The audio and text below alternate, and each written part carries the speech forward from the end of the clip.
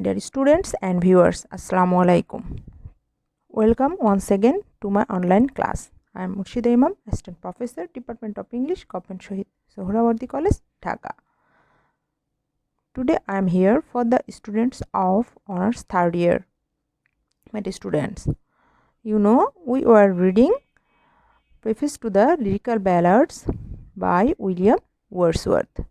And in our previous class, we completed para number 22, and today we will start from 23. My dear students, get ready to do the class. In para 23, that is in the paragraph 23 of the critical theory, that is Preface to the Lyrical Ballads, we see that Wordsworth here explains why he chose to write in verse. Okay, here Wordsworth is saying that Wordsworth chose to write in verse because there is no reason why he should not do so when meter can add charm to the description. But the presence of meter does not imply poetic diction. Meter has a restraining effect on the flow of emotion and passion. It softens the painful and the pathetic because it has a distancing effect. It provides the element of contrast, and the perception of this always gives pleasure. So he is here supporting the use of meter in the poetry. Okay, and now I will explain para 24 for you. That is, here Wordsworth is saying that the end of poetry is to produce excitement with an overbalance of pleasure. And meter tempers the pain which is associated with the description of deeper passions. And the main words of paragraph number 25, that meter involves the principle of perception of similitude in dissimilitude. That is, the perception of contrast affords pleasure. And now I am going to tell about paragraph number 26. That is, this is very important. Here Wordsworth is saying that poetry is the spontaneous overflow of powerful feelings. It takes its origin from emotion recollected in tranquility.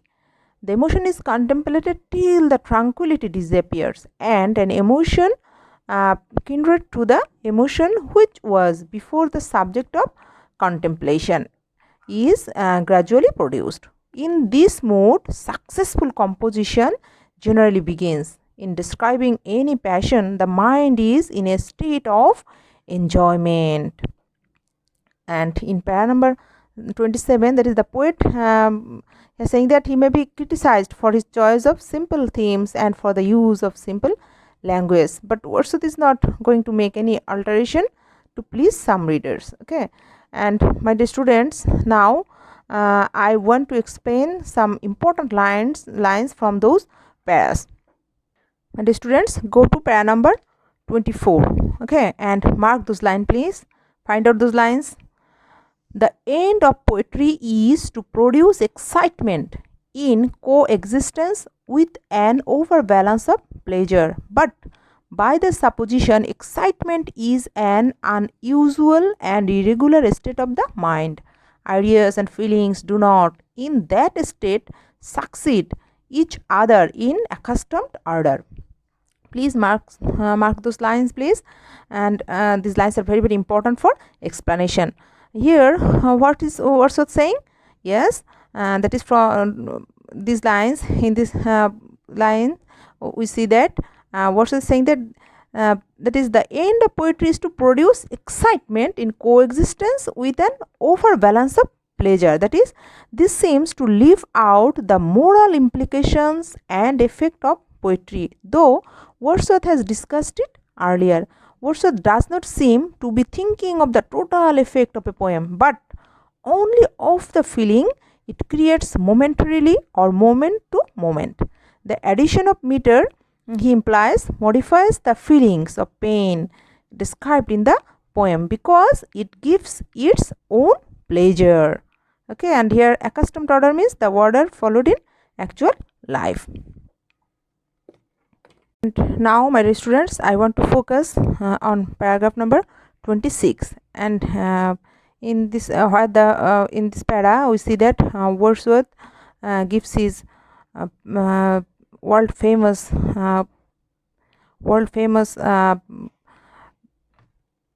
definition of poetry. That is, here Wordsworth saying that I have said that poetry is the spontaneous overflow of powerful feelings. It takes its origin from emotions recollected in tranquility. The emotion is contemplated till by a species of reaction. The tranquility gradually disappears, and an emotion kindred to that which was before the subject of contemplation is gradually produced, and thus itself actually exists in the mind. Okay, my dear students, mark those lines, please. These lines are very important for explanation, and I will also give you a question from this quotation. Okay,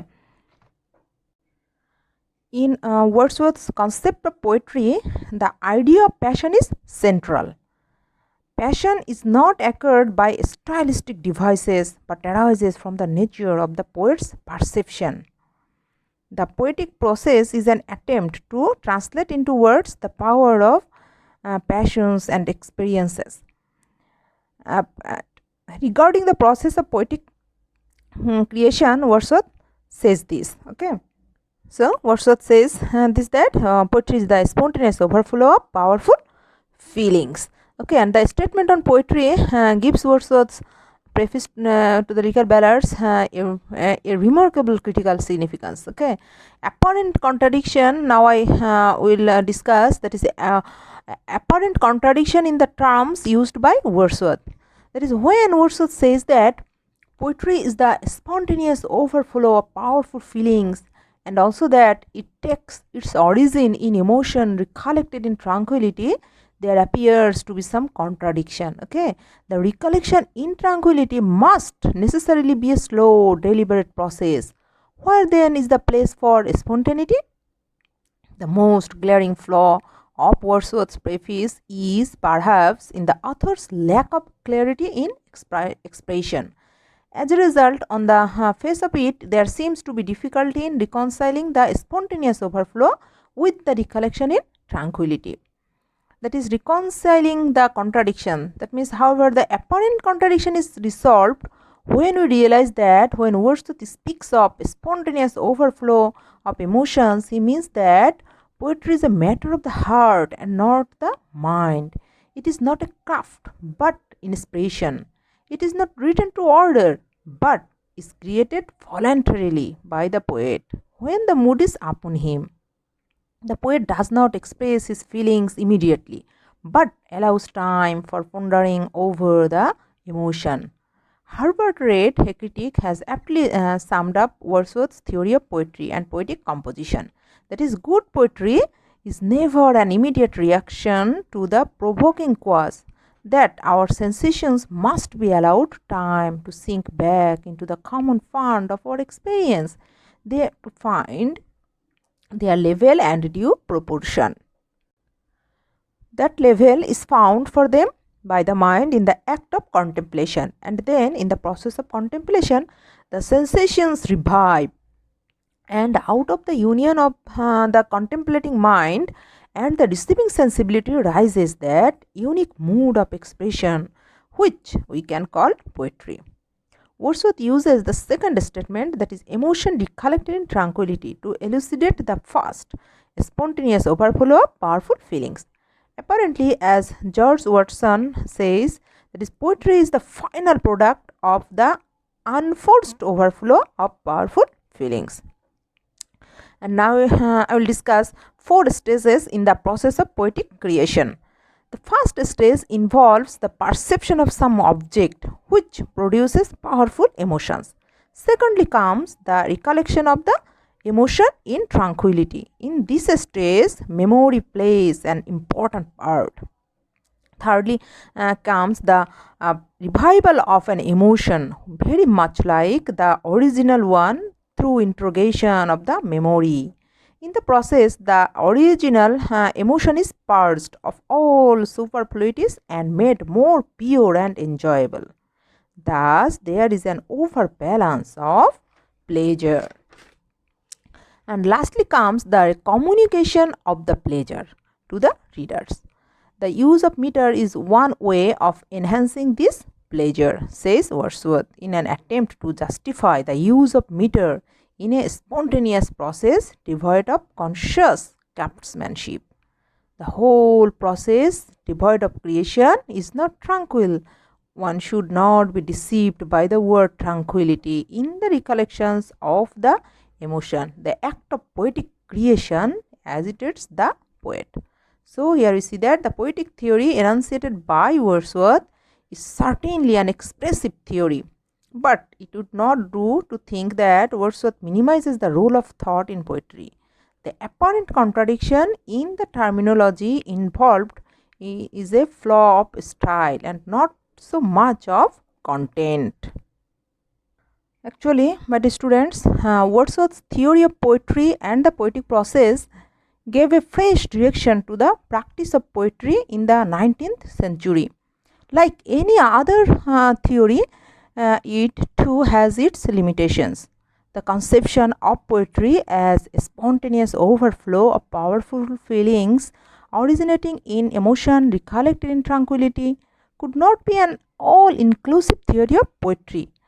All poets could not compose in such a manner, but the theory did serve to put emphasis on the importance of feeling and powerful emotions, which are basic to human nature. So, my dear students, we see that Wordsworth was the first English critic to consider the nature of poetry and the process of poetic creation. His emphasis on spontaneity and feeling makes him a romantic, as also his insistence on imagination and inspiration. However, his insistence on spontaneity in expressing feeling does not make him exclude thought. His conception of the poet is high. Besides possessing a high degree of sensibility, the poet should think long and deeply. And his definition of poetry as a spontaneous overflow of powerful feelings should not be taken too literally. It does not imply some haphazard, chaotic outpouring of uncontrolled emotion. Okay, poetry also involved contemplation, for it was also an expression of emotion recollected in tranquility. The fault of Wordsworth lay in not making his theory clear. Okay, he did not state his concept in lucid terms. As a result, the phrases spontaneous overflow of powerful feelings and emotion recollected in tranquility appear mutually contradictory. The process of poetic creation involves 4 stages I mentioned earlier, that is observation of some moving sight results in emotional stimulation. The sight is stored in memory to be recollected later in tranquility. When it is recollected, it is contemplated upon, as a result of which an emotion akin to the original is stimulated in the heart of the poet. The last stage involves the expression of the emotion and feeling in poetry.